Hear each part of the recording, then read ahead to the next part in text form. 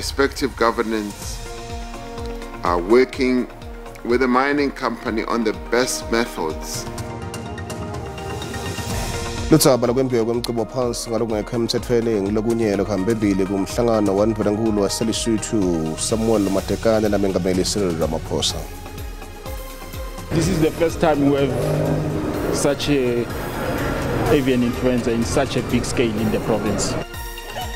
Kuphetfuke umkhuhlane wetinkhukhu letiwa nge-avian flu eLimpopo lohlasela Tindzaba letinyenti letfuya tinkhukhu. We have an important game ahead of us.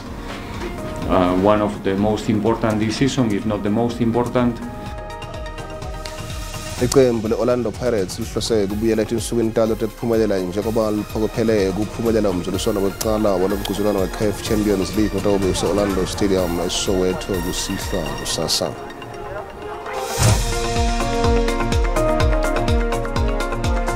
Ngoba kuhle kuhlangana ndzabeni teSiswati la SABC sitathola khoma sise-Auckland Park eJoseph. Khumbula ukuthi satholakala ku-Twitter, Facebook na ku-YouTube ngokuthi SABC Tindzaba besibule thamba impili emuhla. Chumana na SABC News. Sishayele ngetindzaba letishisako. Tindzaba nje. Kusiluma indlebe talobanga ngitiphi tinkinga khungetse ngumphakathi. Sishayele ku-011 714 6133 noma usithumele i-email ku-news@sabc.co.za. I-SABC News livi lakho itimele ayithathi hlangothi.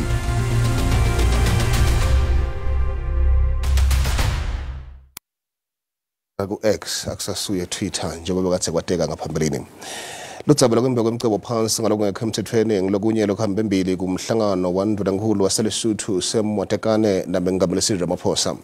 Matekane uvakashele kuleli ngekwemsebenzi. Mvunankulu leSotho Samuel Ntsukuwane Matekane uvakashele kuleli ngekwemsebenzi kutawudzingidza tindzaba letiphatselene nalamaveli amabili. Matekane ube nemhlangano namengameli Cyril Ramaphosa. Uthi uhulumende waleSotho usebenzisana newakuleli kulwisana netehlakalo tekwembiwa kwemcebo waphansi ngalokungekho emthethweni. Lokuta ngemuva kwetehlakalo lapho kusolwa takhamuti teleLesotho ngoba ingcenye yalabemba umcebo wakuleli ngalokungekho emthethweni. Our two ministers are working on that to get the solution, but especially on the illegal mining side. And our security agencies as well, they are assisting to get to the solution. Mengameli Cyril Ramaphosa uthi lamaveli angibomakhelwana aqhubeka nekusebenzisana nemayini eHarmony Mine leSevelcom eFree State ngenhloso yokutakula emathambo abantu labangedulu kwemasotho labashonele ngekhathi kule mayini. Our respective governments are working with the mining company on the best methods, as well as the plan that has been put in place to retrieve the remains of the miners without endangering the rescue personnel. Ramaphosa uthi basamukela sigaba sesibili semklamo wemandi leSotho Highlands Water Project lesitawusita kuphakela leli njengoba libukene nekuswelakala kwemandi. It is a vital development to enhance water security in the Gauteng province of South Africa and in other parts of South Africa as well. Lamaveli amabili athatha ukuqhubeka nekusebenzisana kulwisana nebugebengu lobendeke emayekeni lahlanganisa lamaveli amabili. Ngivuselelo lobisi Tindzaba SABC eJoseph. Njengoba ke indzaba yamandi ithinziwe emkhathini kwemengameli lemlingano wakhe waseLesotho sikubutile mbukele ukuthi njengoba leli vele bodele kuswala kwamandi ingabe wenda tabatini qinisekisa ukuthi uyawonga wena amandi la uhlala khona uphendula kanjena.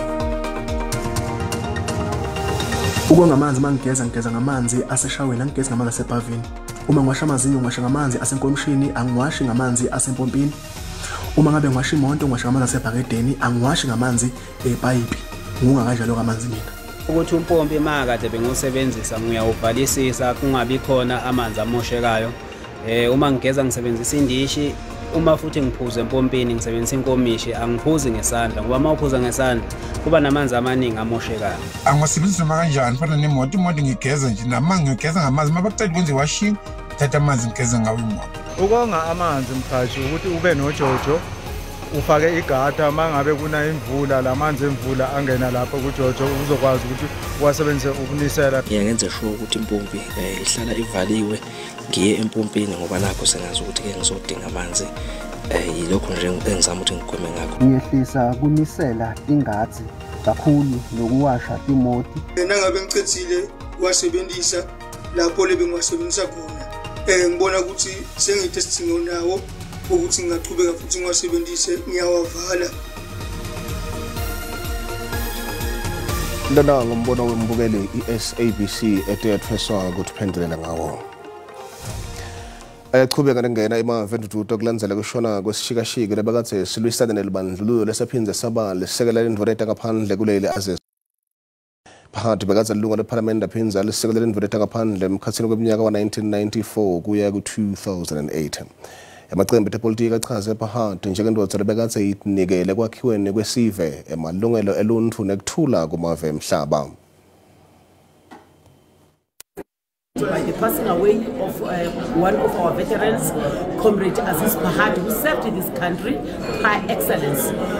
He was appointed as a deputy minister in 1994 to 2008. That on his own is a clear demonstration of his passion. Mr. Bahad was an exemplary diplomat for our country in his role as the Deputy Minister of Foreign Affairs, and he played an instrumental role in helping to position South Africa internationally. He also continued to serve as an international diplomat who had represented our nation on the global stage with distinction.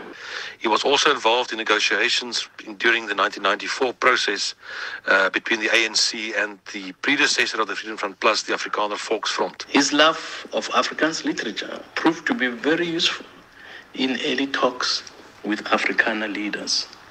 In 1963, Bahad and his brother Isop were banned under the Suppression of Communism Act. An upright person, a wonderful individual who was committed to building our country. Aziz Bahad was an anti-apartheid activist who dedicated his life to the service of our country. He was a selfless leader who fought for the liberation of all South Africans, irrespective of their race, religion, culture, or tribe. He did his utmost to prevent a US-led invasion of Iraq and to prevent the building of the apartheid wall in occupied Palestine. Aziz Bahad was a senior comrade in the liberation movement and was an example of diplomatic etiquette. He was very good at treating his comrades with respect and dignity. Comrade Aziz Bahad's commitment to the liberation project, his commitment to social justice, and his exhibition of high moral ethics. Umholo wethi John Stenizan uthi kungethula ukuthi insitana kunganakwa kwetikhonqane dingikele tinkhulu letibonela amadolobha amancane kuleli. Stenizan usempumalanga emkhankasweni wekukhuthata kubhalisela kuvota nekubuka nje inhlalakahle emalunga emphakathi ngaphambi kwekhetho leminyaka lotako. Lo mholo ungene aphuma kulesifundza khulumisana netakhamiti netinhlangano temphakathi emadolobheni lamancane lambalwa kuleliviki.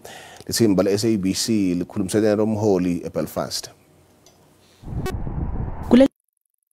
Fast babukene netingcinamba letifaka ekhatsi kwesolakala kwemandi gesi kanye nemigwaco liphayiphi lihambisa emangcoliso selifana nemfula lodvute nemiti yakulendzawo kanti ke kuletinye tindzawo icithekele emateteni takhamuti tikhatsatekile ngetakhiwo ncandi.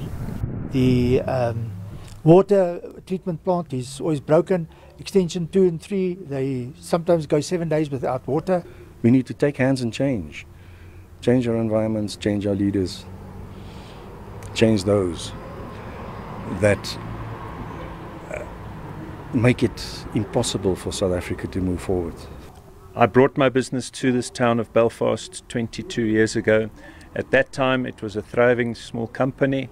We grew and grew, but in recent years it's just become a struggling uphill battle.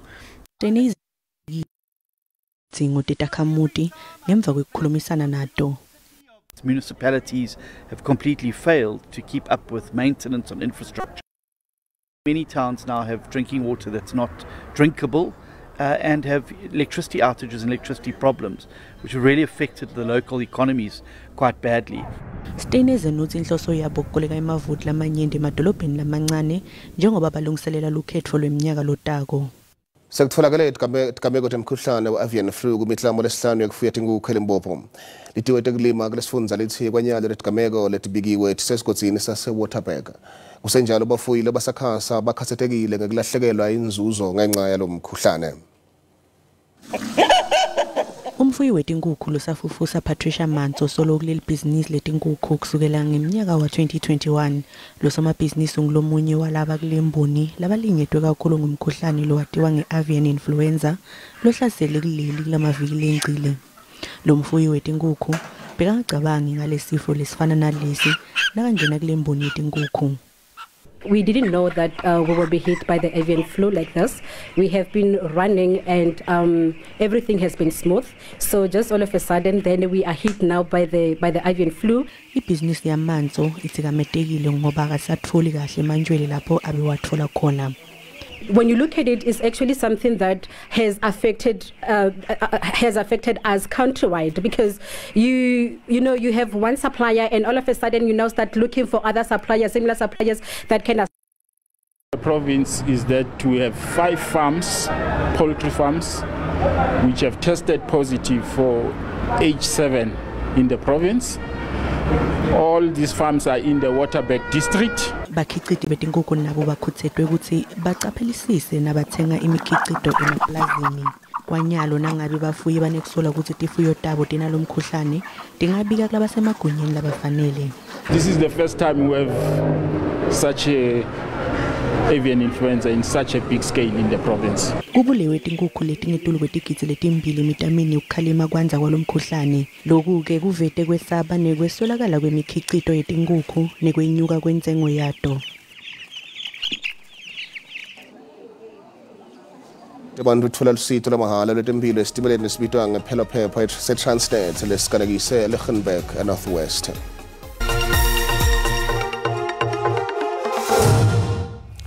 Nzabreswat la kwe-SABC la ubukela khona ukhithe kahle siyakwemukela hlala nathi. Takamletinyente se-Northwest ikakhulukati labadzala letisuka tindzawo letahlukene kulesifundza tibutsane eLichtenburg kuyothola lusito lwetempilo luniketwa ngesitimela se-Transnet iphelaphepha lisatiwa ngesitimela selithemba.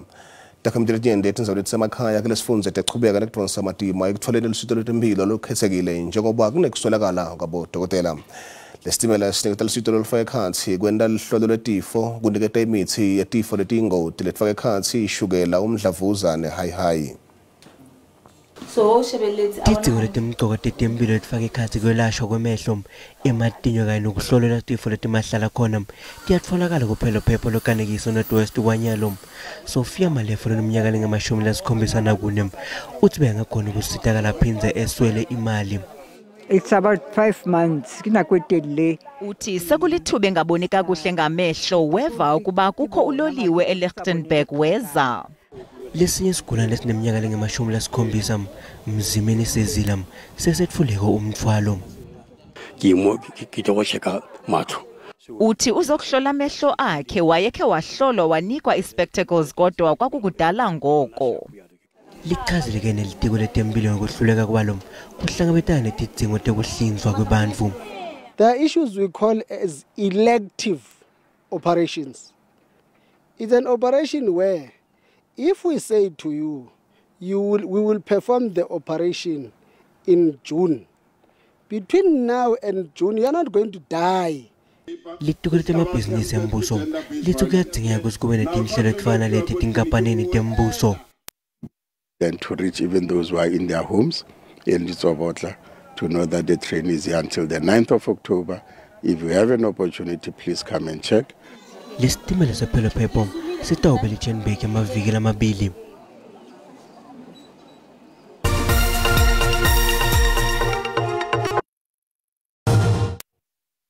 Imisebenzi lesemthethweni kuleli sangabuyela esimeni sangaphambi kokuthi ihlasele umkhuhlane we-COVID-19. Imniningwane lekhishwe betelibala ikhombisa ukuthi ekoteni yesibili lomnyaka kuvulwe imisebenzi lesemthethweni letinkulungwane ezingamashumi-30 lokunyuka kwalesibalo kube ngumthelela wehlelo lwahulumende lwe-Presidential Youth Initiative Program. le mniningwane iphindze ikhombise kwehla lokukhulu ekuqasheni kwabantfu ngalokuphelele. Etibakethe lirandi lenyukile licatsaniswa netimali takulamanye amave.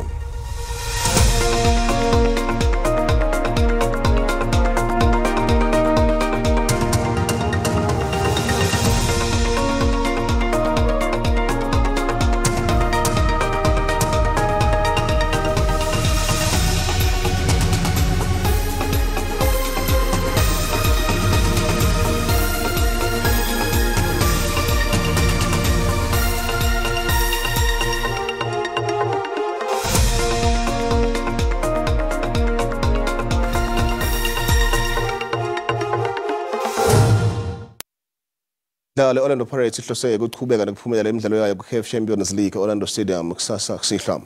Amabhakani adlala neJwaneng Galaxy yaseBotswana lebuyisa tinyawo emlendeni wesibili. iPirates landzela ngemuva ngelicanza egolini linye kanti-ke kutawudzingeka ukuthi ishaye amagoli amabili kungangeni eligoli ngakuyo langabe ibuke kuchubekela esigabeni sama-groups kulo mqhudelwano. I-Orlando Pirates ibukene nendzaba lokufute ikhuphuke njengoba itawutfola netulu emlendeni wesibili we-CAF Champions League neJwaneng Galaxy yaseBotswana. Magibula wadliwa ngeligoli linye ecanzini emidlalweni wokuqala. We have an important game ahead of us, one of the most important this season, if not the most important, and yeah, we're just preparing ourselves for that moment to give our best and make sure that we can in the group stage is one of the objectives for the team this season. iPirates yahluleka kushaya amagoli. iGalaxy tawuqhamuka nelicembu lelafinyelela kuma-group stages kule season lephelile ngilo kanye nelicembu lelagucisa tingqulungqulu taseTanzania iSimba FC. We need to win the game with 2 each. That's the target in the end of the 90 minutes. We need to dominate the game in every scenario. iPirates yaphumelela kuthatha le ndzebe ngeminyaka wa-1995 yaphinze yafinyelela kumancamo nga-2013.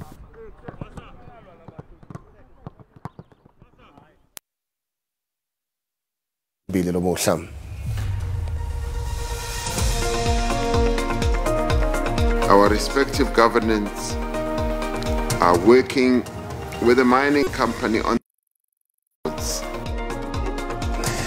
Lutsabela kwempiko kwemcebo phansi ngalokungekho emthethweni ngolunye luhambe embili kumhlangano wandvunankulu waseLesotho Samuel Matekane namengameli Cyril Ramaphosa. This is the first time we have such a avian influenza in such a big scale in the province. Kuphethuke umkhuhlane wetinkuku lwetwa nge-avian flu eLimpopo lohlasela tindzawo letinyenti letfuya tinkukhu. We have an important game ahead of us. One of the most important this season, if not the most important.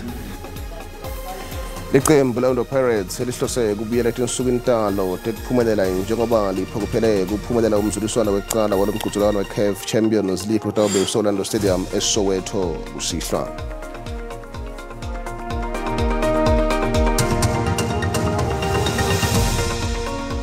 Ake sibuke lethamba embili lomuhla kulephuma embiteni ngensimbi yisithupha naSipho Mota.